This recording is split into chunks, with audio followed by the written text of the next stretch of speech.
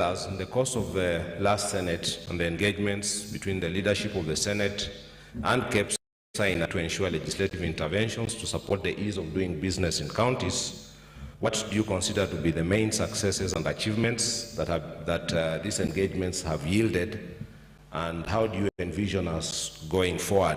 What areas of support do you think you need from the Senate to improve investment in counties? Please, in 7 minutes.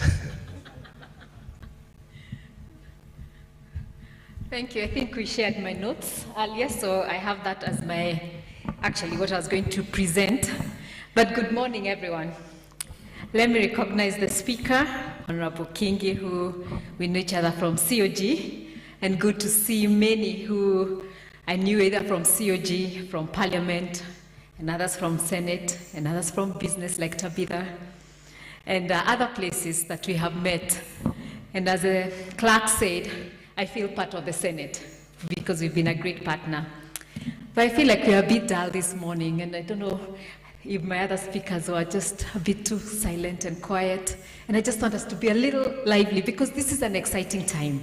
10 years of devolution, we have to celebrate, what we've achieved and what is in store for us. And as I listen to the other partners and what they have done and worked with Senate and ourselves, as I was putting this panel, I said, am I a development partner? Then I thought, no, I'm actually a partner with Senate because we are the ones who really work with yourselves to ensure that we have the right laws, we have the right environment so that the counties can function and business can thrive and we can have the taxes and we don't have to walk around the world with begging bowls for money that we need to serve Kenyans. And so for me, it's a privilege to look at the last 10 years and our first Speakers Roundtable with the Senate. Actually, let me begin. The first Speakers Roundtable was in 2009 when we had one parliament. And that started our establishment with roundtables. And it was actually around the time of Speaker Marende who said, you have the roundtables with the president. I want one with parliament. And we've not looked back because we've achieved so much. And then Senate came into place. And in 2013, we had our first one. And I remember in that Senate roundtable, we were grappling, what does devolution really look like? And what does Senate need to do to make devolution work? And now I look back, and as I go into what we've achieved in the last 10 years, very briefly because of the time, let me first introduce KEPSA to those who are new to us. We're the umbrella body of the private sector in Kenya. Our membership is twofold. The associations. We have about 90 associations, many of the associations that Kenya Association of Manufacturers, Federation of Kenya Employers, Kenya Bankers Association, and on. And in every sector, all the different associations come together and form KEPSA. Then we have the corporate membership, and this begins from the startups to the multinationals. So as long as you have an interest in this country, then you're part of us. So we have a reach of over 1 million businesses locally, and over 45 million businesses globally through our membership in the International Chamber of Commerce. And so other Chamber of Commerces are also our members. And what we do is really to speak in one voice, rally the voice of the private sector on cross-cutting issues, because the sectors really engage on their sectoral issues. And you meet them as you engage in the different committees. And sometimes you want only to meet the manufacturers. But when you want to hear the voice of the private sector in the cross-cutting issues that affect business and affect development of this country, because we don't only focus on only the business agenda. We also look at the development of this country. Where is this country going into? And Vision 2030 has been what we have focused on. And I hope that this now I'll wear another hat. I'm also the chair of the Vision 2030. So I look forward. We have 8 years, and I'm looking at it as an 800 meters run. And I think our runners really inspires on what 800 meters run looks like. And so as we dash to the end of the Vision 2030, we'll be looking together and say, how has devolution enabled us to achieve Vision 2030? And where are we as a country, as a prosperous country that we have been working on? So a brief history on what we've achieved with Senate in terms of devolution, the role of KEPSA in devolution.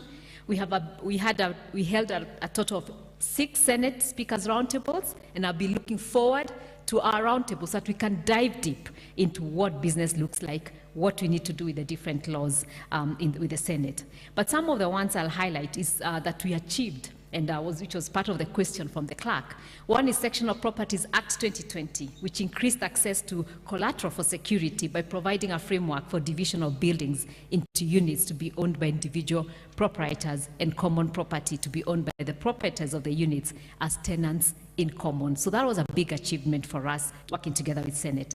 The County Outdoor Advertising Control Act 20, the manufacturers hear me here on this one, which was streamlined outdoor advertising for the counties by ensuring a balance between commercial, environment, and public safety and consideration. And I think one of the things that I would hope we can work very closely with yourselves to help the counties do is to plan. And those who've been governors before, I think you've been part of this, and we can see what is happening to our counties. My people, my business people want to do business, and they're looking for spaces. Please, let's give them the markets, the places they can do business. So they're not going on the roadside, looking for every road that has been done, looking for a footpath and putting their wares. We will not grow their businesses. We want those SMEs to grow and be the multinationals. I always say every micro enterprise of today is the Microsoft of tomorrow, but they'll only be that if we give them the environment. Let's give them the spaces, the markets. Let's help the counties establish all the markets, move our people from the roadsides so that we can find them, help them with capacity, help them with credit, help them with social services, and everything else so they can, and value chain so they can grow.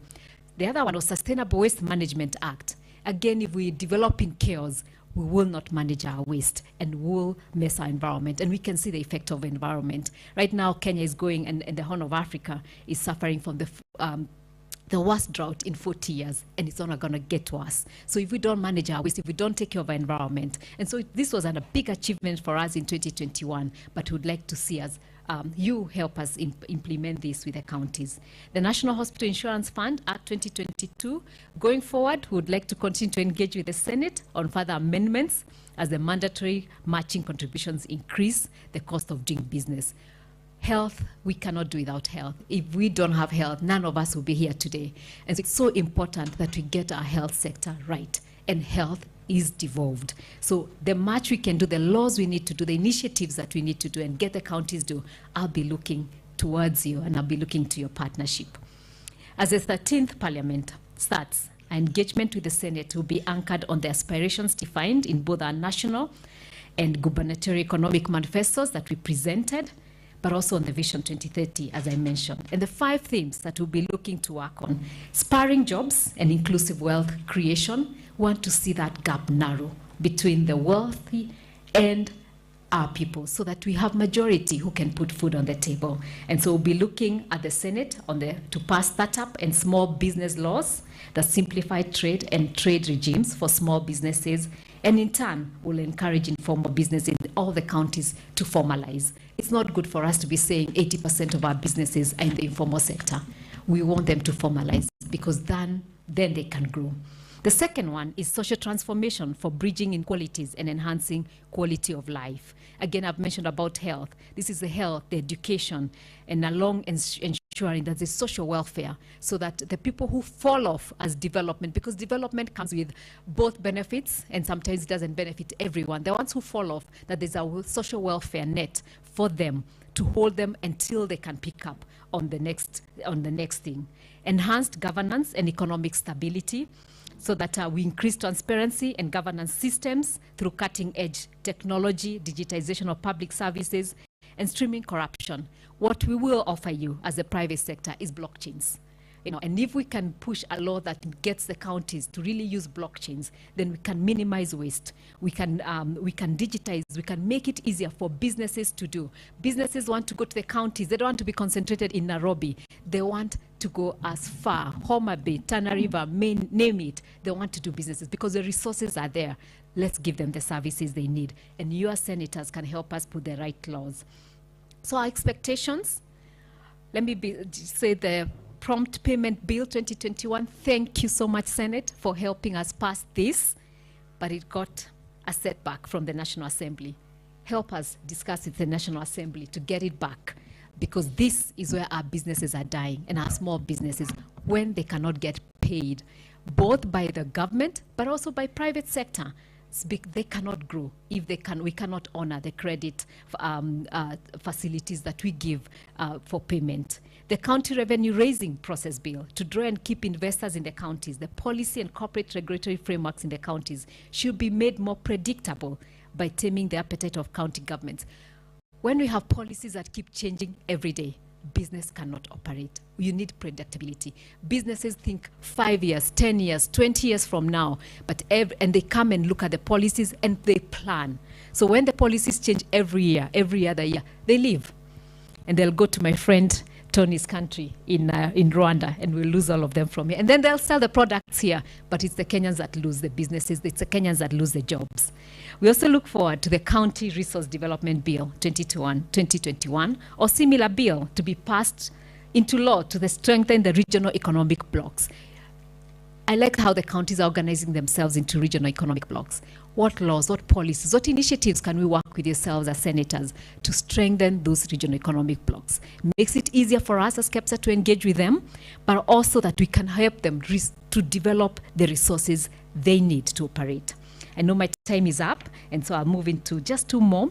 On healthcare, the rigor regime on healthcare, there's health and food that should be handled separately. Those two are separate. And I know we were trying to emulate other countries like the US. We're not there yet. Let's handle separately the health and the food. And I know there's a Kenya Food and Drugs Authority Bill 2019 from the National Assembly. We'll be happy to discuss with you. Give us what our thinkings are and be able to really get us to where we're looking at preventive. Preventive medicine is better than curative because we cannot meet the needs of curative medicine. We are a young country, and it's good to prevent the diseases than to do that. Enhancing governance and transparency. Again, 90% of the counties are dependent on national government allocations.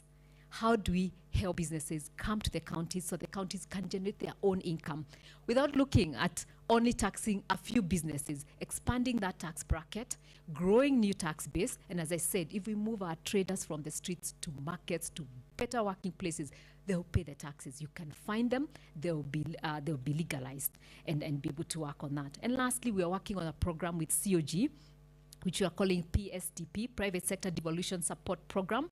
I'll be happy to share details with you when we meet in our roundtable so that we can achieve the three components. The first is the implementation of the county's competitive index. We want to see how the counties are competing so that we can see where the gaps are and address them with my colleagues here who are the different partners. Second is the strengthening of the public-private dialogue. If we don't dialogue, we will not know what to do next. And so we're happy to continue our speakers roundtable and our committees meeting. And third, to be partner with the Senate to foster cluster development in the county economic blocks. Let's look at all those resources and harness them, bring them together, and market them together. So I look forward to our first roundtable with yourselves, the new ones, the old ones, and friends from the different areas